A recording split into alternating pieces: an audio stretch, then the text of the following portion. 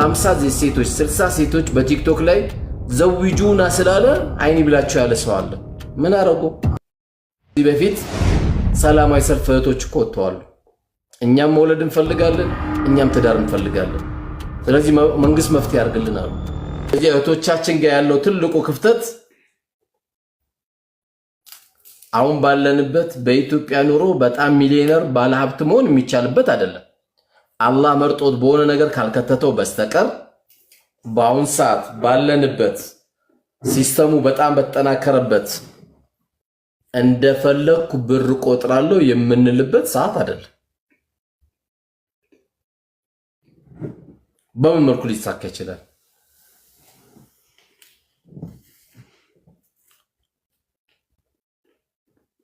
ስለዚህ እህቶችም ከእንደዚህ አይነት ነገሮች ነፍሳችሁን እንዳትሸውዱ። ሁለተኛው ደግሞ ትዳራችንን ከሚያበላሽብን ነገር ንግግራችን ስንጀምር የሰርግ ጣጣ፣ 2 ቀን ሽማግሌ ይመጣል ወጪ፣ በሁለተኛ ጊዜ ሽማግሌ ይመጣል ወጪ፣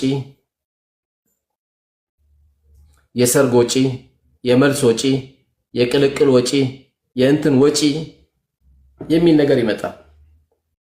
አዎ ሊደረግ ይችላል። ቅድም የተከሰተበት የወንድማችን አይነት ክስተት ግን እንዳይከሰት በተቻለ መጠን ከኛ የሚጠበቁብን ትልልቅ ነገሮች አሉብን። ያ ነገር ላለመውደቅ ለነገም ላሰብነው ሂደት እንዲሳካልን በዚህ ሂደት ላይ ያላችሁ እህቶችም ጥንቃቄ ያስፈልጋል። ሶስተኛ ትዳራችሁን በጣም አድርጎ ከሚያስተካክልላችሁ ወይም ዘውጁና የሚለውን ነገር ለማሳካት ከፈለጋችሁ አጓጓቸው ሴቶች ወንዶችን። ብርቅ ነው መሆን ያለባችሁ። ከነካሽ ከተጠጋሽ ሰውነትሽን ካወቀው ብርቅነትሽን ከደፈረ አይጓጓም። አላህ ይጠብቀን እንጂ ማንም ወንድ እህቴ በደንብ ወቂ፣ ከሱ ጋር መጥፎ ላይፍ ያሳለፈችን ሴት ማግባት አይፈልግም።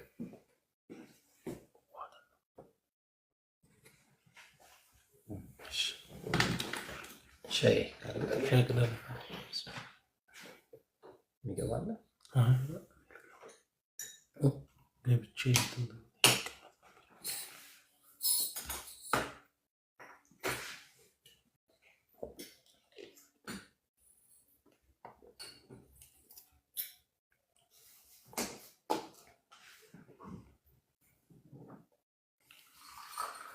ሰማና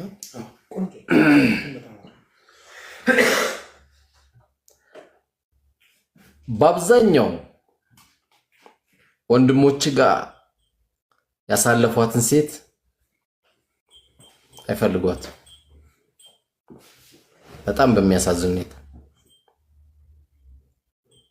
አንድ ወንድ አንድ ሴትን በዑመር ኢብኑ ኸጣብ ጊዜ ደፍሮ ታገባታለህ ማንም ያበላሸው ማንም አያገባም ብለው ዑመር ተቆጥተውታል። እዚህ ደግሞ ከተለያዩ እህቶቼ ጋር መጥፎ የሆነ ግንኙነት ያሳለፈ ሰው መጠጋት አይፈልግም። ማሰብ ስሟ እንዲነሳ አይፈልግም። ኢላ መን ረሒመ ረቢ።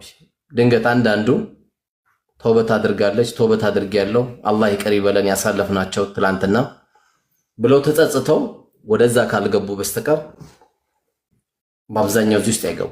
ስለዚህ እህቴ የሚጠበቅባት ምንድነው? እህታችን የሚጠበቅባት ትልቁ ነገር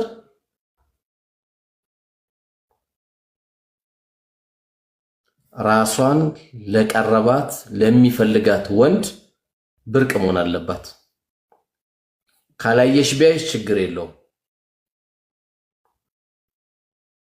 ከዚህ ውጪ ግን ሁሉ ነገርሽን አላህ የሰጠሽን ትልቁ ጸጋሽን ጠግቦ የጨረሰ ከሆነ ባንቺ ጉዳይ ጓጓ። እንዲጓጓ ነው ማድረግ ያለብሽ። እንዲጓጓ የምታደርጊው ምንድነው? ኒካ ወደ ኒካ እንዲመጣ ይጨነቃል ማለት ነው። መቼማው መርካቶ ገብተን ዕቃ ልንገዛ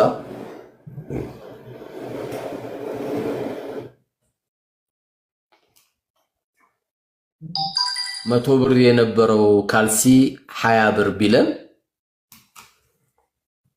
አምሯችን ግን የሚፈልገው ባለ 100 ብር ሱፐርማርኬት ገብተን ዕቃ ብንገዛ ነው ደስ የሚለን።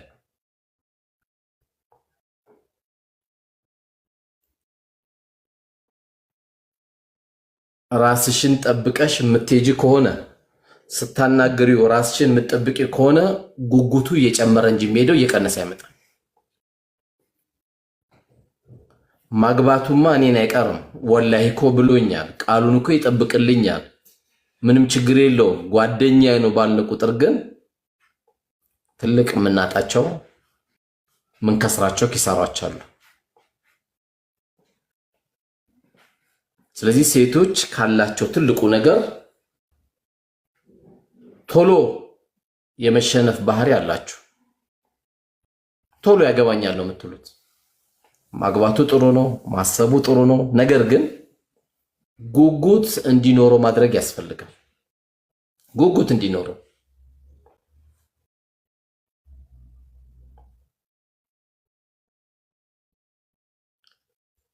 ሌላው እህቶቻችን ጋር ካሉት ችግሮች መካከል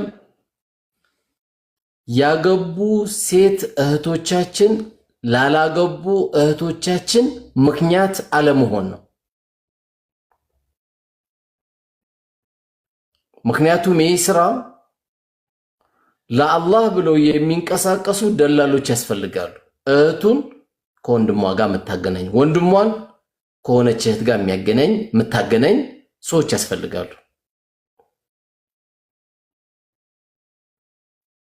አባቶችም ከጓደኞቻቸው ጋር ሲገናኙ ማሻአላህ ያንተ ልጅ ለልጄስ ብትሆን ቢባል ምንም የሚያሳፍር ነገር የለም። ምንም የሚያሳፍር አባቶች የምትወዱት ሰፈር ላይ አንድ ልጅ ካለ እንደው ይህ ልጅ እንዲያገባ ትፈልጊያለሁ ያንተ ልጅን ብትሉት ምን ችግር አለው? ይሄን ለአባታችሁ በደንብ ንገሩት፣ ለወንድማችሁ በደንብ ንገሩ። እህቴም ከአባትሽ ጋር ጥሩ ግንኙነት ካለ እስቲ አባቴ ያ ልጅን እስቲ ሄደ ጠይቀው አባቱን ላንተም ጥሩ ልጅ ነው ቤታችን የሚገባው ብላችሁ ንገሩት። ምንም ችግር የለው። አሁን ሐላል ሐራም የሚባል ነገር በደንብ ስላልሰበር ነው። ከዚህ በፊት ነግሬያቸዋለሁ። መድረክ እየመራው አንድ ትልቅ ነገር አንድ ሰው ነየተ መስጊድ ላይ ይሄን እኔ አደርጋለሁ ብሎ ነየተ። ሲነይት ምን ያረጋል ይሄ ልጅ አላህ ላጥ ያደረገው እንጂ ስል በማይክ የሰማችው ልጅ ምን አለች? ያ ረቢ ለኔ ያድርገው አለች። አላህ በዛ ሰዓት ዱዓውን ሙስተጃብ አደረገላት። ዛሬ የአራት ልጆች አባት ናቸው። የአራት ልጆች እናት ሆናለች። ለሐላል ነገር አታፍሪ። አላህ የኔ ያርገው ማለት እኔ ብታገባኝ ደስ ይለኛል። አብሽር ወርቁ ምናምን ይደርሳል። አላህ ባኖረን በዚህ መልኩ እንሄዳለን። በርትተህ ከሄድክልኝ ዱዓ እንደራረጋለን ካለም ቀለል አደረግነው። ያለበዛ ዛሬ ጸጥ አድርገን የያዝናቸው ነገሮች ሌሎች ሀገሮች እንደወጡት እንደ ኬንያ እንደ ሶሪያ ከዚህ በፊት ሰላማዊ ሰልፍ እህቶች እኮ ወጥተዋል። እኛም መውለድ እንፈልጋለን፣ እኛም ትዳር እንፈልጋለን። ስለዚህ መንግስት መፍትሄ ያርግልን አሉ። ነገ የሚሄዱ ወጣ ይችላል። አሁን 50 ሴቶች 60 ሴቶች በቲክቶክ ላይ ዘውጁና ስላለ አይኒ ብላቸው ያለ ሰው አለ። ምን አረጉ? በምን ቋንቋ የቱ ጋር ያስረዱ? ያለው ቴክኖሎጂ ይሄ ነው። ቃላቱ እኮ ሐራም አይደለም። ዘውጁና ሐራም አይደለም። የኢማን መገለጫ ነው። ኢማን ያለው ሰው ነው ላግባ የሚለው። ኢማን ያላት እህቴ ናት አግባኝ የምትለው። ዝም ብሎ የሚባል ቃላት ስላልሆነ ስለዚህ ጥሩን የአላህ ባሪያ ከጥሩ የአላህ ባሪያ የሆነ ወንድ ጋር ማጋባት ሁላችንም የታዘዝንበት ነው። በተለይ ወላጆች። ሌላው ለዚህ ትዳር ዘውጁና የሚለውን ነገር ደግሞ ማግራራት የሚችለው ይሄ ማህበራዊ ጉዳይ ሊፈታ የሚችለው አላህ ሱብሓነሁ